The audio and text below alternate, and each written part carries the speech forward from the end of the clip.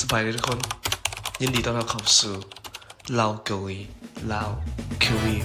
Series Podcast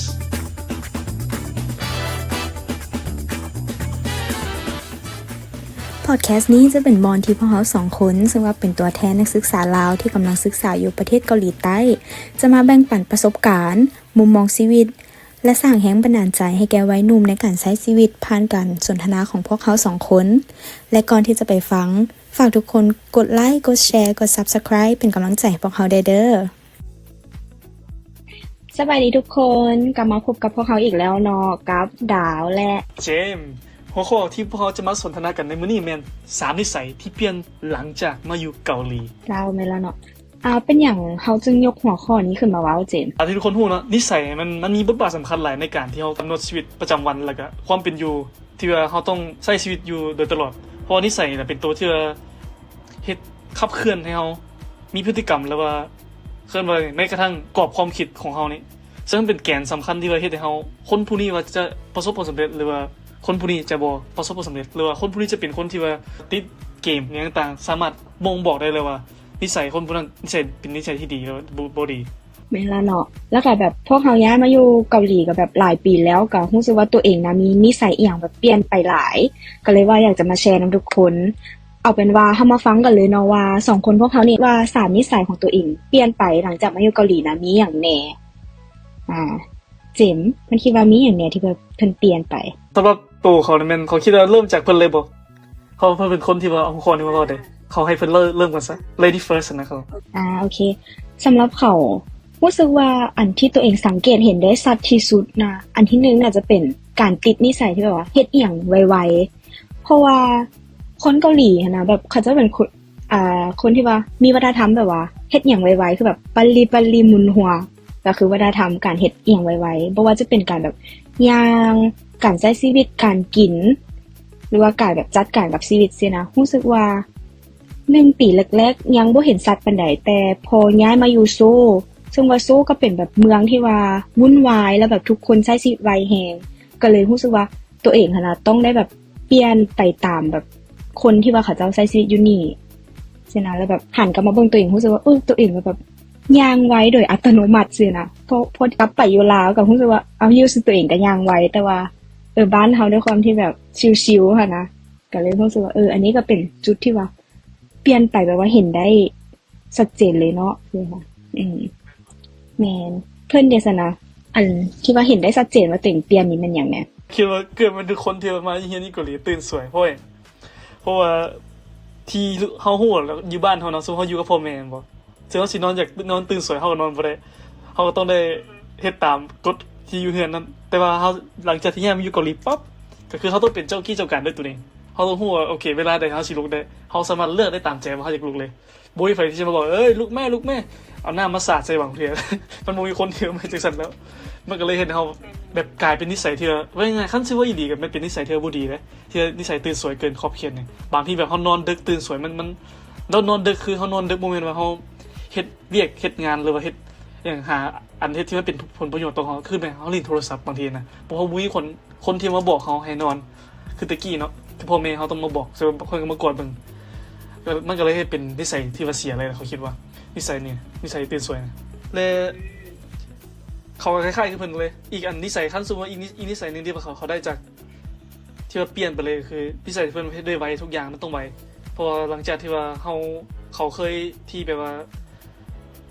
บ่มีกำหนดเวลาที่ว่าเฮาเช็ดอย่างต่างๆหลังจากที่มาเรียนอยู่เกาหลีปั๊บเริ่มมีเพิ่นว่าทุกอย่างต้องไวๆทุกอย่างต้องแบบเพิ่นว่าเฮาต้องมีเดดไลน์สมมุติเฮาเฮ็ดวิกบ้านบ่เดดไลน์มื้ออาทิตย์หน้าเฮาต้องได้ส่งให้อาทิตย์หน้าเฮาบ่สามารถที่จะไปเลื่อนได้คือสมมุติว่าเฮาอยู่ตอนที่เขายังสิได้ตอนเขาอยู่บ้านเฮาแม่นคือส่งไปบ้านบางทีเขายังเลื่อนได้สิเขายังส่งช้าได้แต่ว่าอยู่นี่มันต้องแบบตามเวลามันต้องเฮ็ดให้มันไวนะบางทีจนแบบบ่ฮู้ว่าเวลาไปเบิดมื้อมันเบิดไปแล้วสินะนั่นล่ะเห็นดีนำแล้วสำหรับเขานิสัยที่2ที่เปลี่ยนไปก็คือรู้สึกว่าตัวเองนะเป็นคนที่ว่าบ่ค่อยแคร์สายตาคนอื่นหลายปานใดว่าเขาเจ้าจะแบบเบิ่งเฮาแนวใดซี้นะเพราะว่ามาอยู่เกาหลีต่างคนต่างแบบใช้ชีวิตแบบคนบ่ค่อยจะแบบสุงสิงนำกันหลายเจ้าจะเฮ็ดอีหยังก็เรื่องของเจ้าข่อยจะเฮ็ดอีหยังก็บ่มีไผมาเบิ่งซี้นะก็เลยรู้สึกว่า ตัวเองเป็นคนรู้สึกว่ามีความมั่นใจหลายขึ้นที่จะเฮ็ดในสิ่งที่ตัวเองอยากเฮ็ดโดยที่ว่าบ่แคร์สายตาคนอื่นบ่แคร์ว่าคนอื่นจะแบบจัดหรือว่าตัดสินเฮาแนวใดจังนะรู้สึกว่าเป็นข้อดีข้อนึงที่ว่าดีใจที่ว่าตัวเองได้เปลี่ยนในข้อนี้ได้คนนิสัยตัวบ่ดีอันนึงด้วยสำหรับเขานิสัยที่รู้สึกว่าบ่ค่อยมักเวลามาอยู่นี่ก็คือรู้สึกว่าตัวเองค่ะนะเป็นคนด้วยความที่ว่าเขาเกินไปก่อนหน้านี้ว่าต่างคนต่างใช้ชีวิตมันบ่คนอยู่นี่ก็เลยรู้สึกว่าตัวเองนะห่างเหินกับคนในสังคมหลายเกินไปคือรู้สึกว่าตัวเองอยู่ลาวค่ะนะไปเจอคนแปลกหน้าก็ยังรู้สึกว่าแบบเข้าหาคนอื่นได้ดีแล้วก็แบบได้รับลื่นกว่านี้แบบว่าเขาจะว่าเฟรนลี่หลายกว่านี้แต่ว่าด้วยความที่ว่าเฮามาอยู่นี่ดนค่ะนะแล้วรู้สึกว่าเฮาจะตีกรอบสังคมแบบแคบเกินไปแบบว่าบ่ค่อยจะเฟรนลี่กับคนอื่นเขาเข้าใจเลยอันนี้ก็เป็นเขาเรียกว่าเลยตัวนี้ก็เป็นนิสัยนึงที่ว่าเขาเปลี่ยนไปหลังจากที่ว่าเขาเคยเป็นคนที่ว่าคล้ายๆคือว่าเฮาเฮียนอยู่ลาวมาเฮาต้องเป็นกลุ่มเป็นก้อนนำกันบ่คือเฮาต้องมีห้องแบบห้อง1ห้อง2ห้อง3บ่แต่ว่าอยู่เกาหลีไม่ใช่ต่างแบบจังได๋คือตอนที่ว่าเฮามาฮอดอยู่หลังจากที่ขึ้นมหาลัยปั๊บหลังจากที่จบเรียนเก็บภาษาแล้วแม่นแปลว่านักเรียนทุกคนแบบว่าเงียบคือแบบอยู่บ้านเฮาแบบคือเฮาเห็นหน้าเฮาคล้ายๆกันนี่แบบเขาจะแบบนิ่งแบบว่าต่างคนต่างอยู่คือแบบคือเพิ่นเว้าเมื่อกี้แบบทุกคนเป็นโลกส่วนตัวก็คือแบบทุกคนเฮ็ดหน้าที่ของตัวเองก็คือคันมาเรียนก็คือมาเรียนแล้วแล้วก็กลับบ้านแม่นมันเห็นให้เฮาแบบว่าในห้องเลยคือที่เราเรียนอยู่ลาวแม่นถูกต้องมันเฮ็ดให้เฮาแบบบ่รู้สึกเขาว่ายังไงนิสัยเกิดความผูกพันต่อกับคนในห้องแล้วมันลดน้อยถอยลงเลยเขาคิดว่าตัวนี้เป็นอันที่ว่าแบบเขารู้สึกได้แบบจนบ่ทันปัจจุบันก็ยังรู้สึกถึงว่าสิเคยมาเรียนมาจนฮอดปีที่3ที่4แล้วก็ยังรู้สึกได้ว่าแบบเฮาบ่มีไผที่ว่าสิแบบว่าสนิทจนแบบว่าเคินอะไรแบบคือเรียนเฮาสมมุติเรียนนำกัน 3-4 ปีแบบเฮาต้องสนิทกันแบบโคตรๆแต่ว่าอยู่นี่แบบเขาก็ยังรู้สึกว่าบ่มีไผที่เฮาจะเอิ้นได้ว่าข่อยสนิทกับผู้นี้ในห้องใดหั่นนะแล้วอีกนิสัยนึงเด้ที่ว่าเพิ่นเปลี่ยนแม่นหยังเนี่ยอีกนิสัยนึงที่เขาเปลี่ยนเขาคิดว่าแม่นการที่เขาว่ายังไงการที่เขารู้จักตัวเองคล้ายๆคือเขาบ่เคลื่อนว่าจังได๋เขาบ่ท่าให้ผู้ใดมาบอกเขาอีกแล้วที่เขาได้อ้างมาถึงขนาดเมื่อกี้ก็คือเขาคล้ายๆคือว่าตื่นสวยแม่นบ่ยามว่าตะกี้พออยู่เฮือนเขามักเป็นคนที่ว่าคือแม่นเฮาอยู่ในกรอบของพ่อแม่อยู่แล้วพ่อแม่เป็นคนที่ว่ากำหนดให้เฮาทุกอย่างซินะแล้วแต่ว่าหลังจากที่เขามาอยู่พี่แล้วเขาบ่สามารถเฮ็ดได้ด้วยตัวเองว่ายังไงคล้ายๆคือแบบว่าทุกอย่างนะเฮาต้องหาคนอื่นมาบอกอยู่ตลอดใช่แต่ว่าเขาคิดว่าหลังจากที่เขามาอยู่นี่ปุ๊บมันเขาสามารถปรับแล้วก็เข้าใจตัวเองหลายขึ้นแล้วก็เฮ็ดด้วยตัวเองหลายขึ้นบ่ว่าจะเป็นเรื่องการกินบ่ว่าจะเป็นเรื่องการซอกฮู้อย่างต่างๆบ่ว่าสิไปไสอย่างต่างๆมันเขาคิดว่านิสัยนี่มันนิสัยการที่ว่าเฮาซอกฮู้ได้ตัวเองหรือว่าฮู้จักตัวเองหลายขึ้นนี่มันเพิ่มขึ้นหลายก็รวมๆแล้วก็แบบก็มีหลายอันที่ว่าเฮาเปลี่ยนไปแล้วก็ยังมีหลายอันที่ว่าเฮาก็ยังแบบคือเก่าอยู่หั่นนะแต่ว่าเพิ่นรู้สึกแนวใดเพิ่นรู้สึกว่าเฮามาอยู่เกาหลีแล้วแบบนิสัยที่ว่าเปลี่ยนไปของเฮาเนาะเฮ็ดให้เพิ่นรู้สึกแบบว่าดีกับตัวเองบ่หรือว่ามีอันใดที่ว่าเพิ่นบ่อยากให้มันเปลี่ยนบ่เสียนะสำหรับเขาแม่นคำว่ารวมๆแม่นเขารู้สึกว่านิสัยรวมๆของเขามันดีไปเพราะว่าเขาแม่น1ก็คือเขามักเป็นคนเขาเป็นคนที่ว่าตื่นไวแน่จากที่ว่าเขาเคยตื่นสายหลังจากที่ว่าเขาพยายามปรับเปลี่ยนนิสัยเขาให้มันดีขึ้นกว่าเก่าคือเขาพยายามตื่นไวขึ้นเพราะว่าหลังจากเขาตื่นไวขึ้นเขาก็สามารถเฮ็ดได้หลายสิ่งหลายอย่างขึ้นเพราะว่าเขาเป็นคนที่ว่าบ่สามารถนอนได้ดึก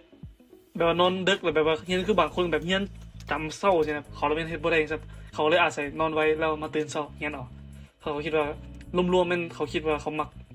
แล้วก็มักนิสัยที่ว่าเขาเฮ็ดอยู่ปัจจุบันนี้คือมันเฮ็ดให้ชีวิตเขาดีขึ้นหลายเพราะว่าบ่ว่าสิเป็นเรื่องการเข้าสังคมอย่างต่างๆเรื่องหาหมู่คู่เรื่องเฮ็ดเวียกทุกอันมันเขาเริ่มพึงพอใจกับสิ่งที่ว่าเขามีอยู่ในปัจจุบันนี้โอเคดีๆเขาจะรู้สึกว่าเป็นนำแบบเฮาใหญ่ขึ้นได้แหละแล้วแบบหลายๆแบบนิสัยเฮามัน แน่นอนอยู่แล้วว่าต้องเปลี่ยนหั่นน่ะเขาก็รู้สึกว่า เขาก็มักตัวเองที่ว่าเปลี่ยนไปที่เป็นอยู่ตอนนี้หั่นนะเพราะว่ามาอยู่นี่รู้สึกว่าหนึ่งก็คือที่เขาว่าตัวเองมีความแบบมั่นใจหลาย เพราะว่าคือตอนอยู่ลาวเขาเป็นคนหนึงที่ว่าบ่ค่อยมั่นใจในตัวเองเลยหั่นนะแต่ว่าย้ายมาอยู่นี่ก็รู้สึกว่าตัวเองแบบได้รับพลังความมั่นใจบ่ว่าจะแบบกับหมู่คู่หรือว่าสังคมที่อยู่นี่หั่นนะแล้วก็แต่ว่าก็มีบางอันที่ว่าบ่มักที่นิสัยที่ตัวเองเปลี่ยนก็คือที่เขาว่าหั่นแหละแบบห่างเหินกับสังคมหลายเกินไปก็เลยว่าพยายามแบบว่าปรับปรุงในจุดนี้เพื่อบ่ให้มันเป็นแบบข้อเสียว่าซั่นไปแต่ว่ารวมๆแล้วก็แบบดีใจแล้วก็แบบมักในตัวเองเวอร์ชันนี้แม่น โอเคโดยนั่นแหละทุกคนนั่นก็คือการสนทนาของพวกเขาทั้งสองคนเกี่ยวกับหัวข้อ3นิสัยที่ว่าเปลี่ยนหลังจากที่พวกเขาได้มาอยู่โซนเกาหลีใต้ แม่นแล้วเนาะแล้วก็หวังว่าพอดแคสต์ EP นี้จะมีประโยชน์ให้แก่ผู้ฟังเนาะบ่น้อยก็หลายแล้วก็อยากจะฝากให้ผู้ฟังทุกๆคนถ้ามีแบบว่าโอกาสก็อยากให้แบบว่าลองทบทวนตัวเองเบิ่งว่า